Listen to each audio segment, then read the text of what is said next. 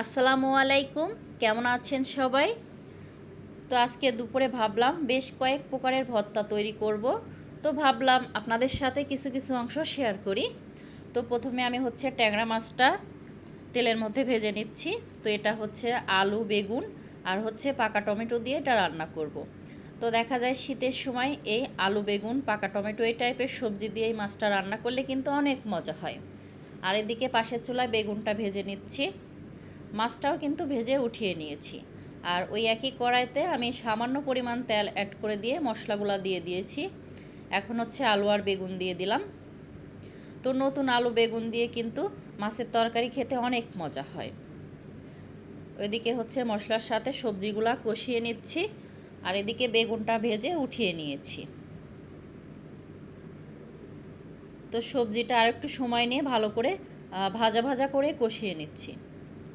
তো ভিডিওর এই পর্যায়ে এসে এখন পর্যন্ত যারা ভিডিওটি দেখছেন অথচ একটা লাইক দিতে ভুলে গিয়েছেন, প্লিজ একটা লাইক দিতে ভুলবেন না।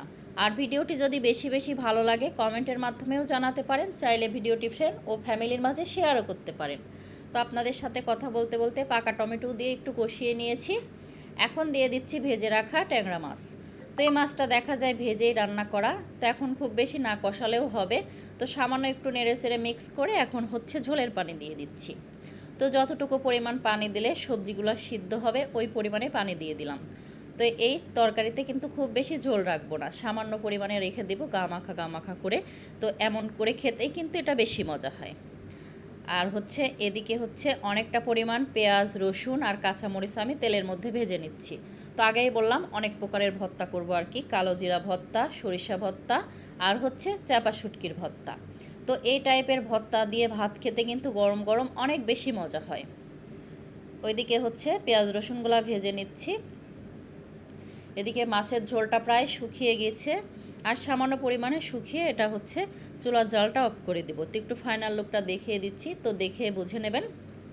এদিকে কালো জিরাটা ভেজে নিচ্ছি, পরবর্তীতে শিলপাটায় ভর্তা করব। আর এদিকে চাপা শুটকির ভর্তার জন্য ভেজে নিয়েছি।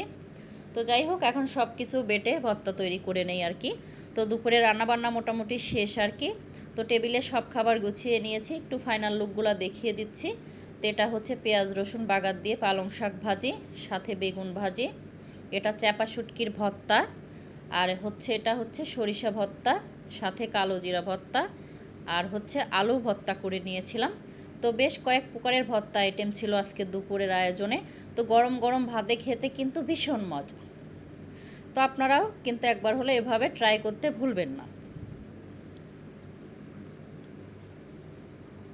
তো ভিডিওটি প্রথম থেকে শেষ পর্যন্ত দেখার জন্য সবাইকে ধন্যবাদ। আল্লাহ হাফেজ, আসসালামু আলাইকুম।